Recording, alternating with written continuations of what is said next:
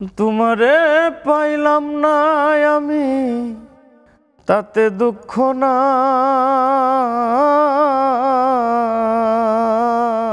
50-60টার মতো stage programme করি, আর আমাদের দেশের সিচুয়েশন ভালো ছিল না, মানে বিভিন্ন আন্দোলন ছিল টানা 6 মাস। এটা আমরা সবাই জানি। যখন ওই যে বিভিন্ন বাস পোড়ানো হয়, এই আন্দোলনের কারণে মিউজিক ইন্ডাস্ট্রিতে এখন সিন্ডিকেটে ভরা, যেটা সত্য কথা। এনারা আসলে ওই শিল্পীকে উপর উঠতে দেয় না, চতুর সাইড থেকে আসলে তাকে চেপে ধরে রাখা হয় যে না, ওরে উপর উঠতে দেওয়া যাবে না।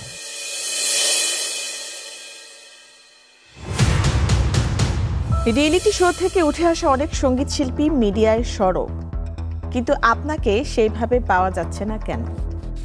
এটা 2013-14 সালের দিকে আমি 11 মাস লন্ডনে ছিলাম। ওই সময়টায় আমি একটু মিডিয়ার বাইরে ছিলাম, এর বাইরে আমি সবসময় মিডিয়াতে ছিলাম।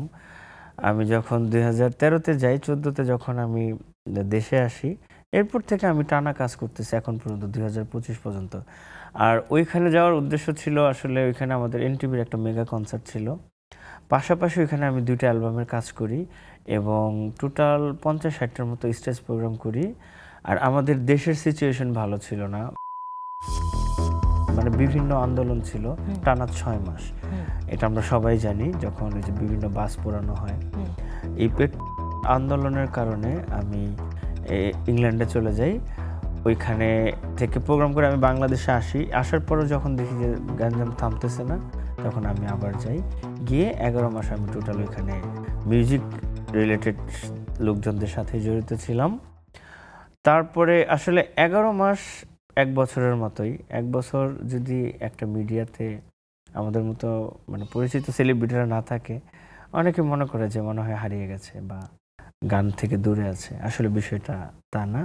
না, আমার মনে হয় আরেকটা কারণ হতে পারে যে দেখা যায় যে একই শিল্পী ঘুরে ফিরে বা ভালো ভালো চলচ্চিত্রে গান করছে, কিংবা যেসব চলচ্চিত্র আমাদের দেশে অনেক সফল হয়েছে, অনেক সাড়া ফেলেছে, সেখানে হয়তো আপনার গান পাওয়া যায়নি কিংবা আপনাকে পাওয়া যায়নি।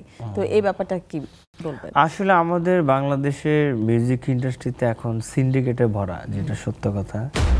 মানে কেউ যদি ভালো কিছু করতে চায়, উপর উঠতে চায়, আসলে ডানে বামের অনেক শিল্পী, আমি কারো নাম বলবো না, কিন্তু এটাই বাস্তব, অনেক শিল্পী, অনেক মিউজিক ডিরেক্টর, অনেক সিনেমার পরিচালক, ডাইরেক্টর, এনারা আসলে ওই শিল্পীকে উপর উঠতে দেয় না, চতুর সাইড থেকে আসলে তাকে চেপে ধরে রাখা হয় যে না, ওরে উপর উঠতে দেওয়া যাবে না।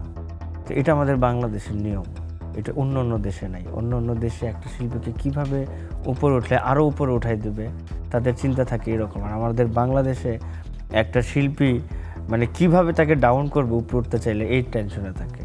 তো আমার এগুলা নিয়ে কোনো মাথা ব্যথা নাই। আপনি যদি নিজে থেকে কিছু কাজ করেন, না না,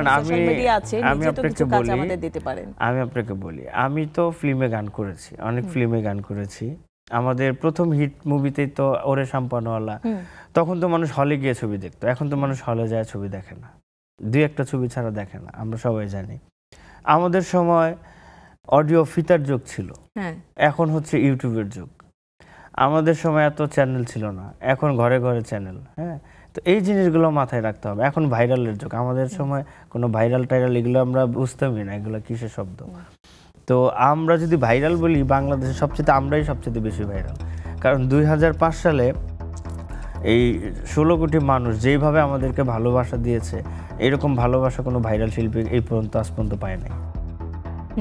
নিঃসন্দেহে, আমি সেটা বললাম তো যে আপনি তো সর্বোচ্চ আপনি জনগণের ভোট পেয়েছেন। ওই ভালোবাসাটা কিন্তু এখনো আমাদেরকে মানুষ বাসে। আমরা এই যে স্টেজ যখন সিজন সময় আসে, আমরাই সবচেয়ে বেশি প্রোগ্রাম করি, স্টেজ প্রোগ্রাম করি।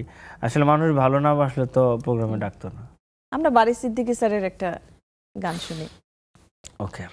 তোমারে পাইলাম না আমি তাতে দুঃখ নাই,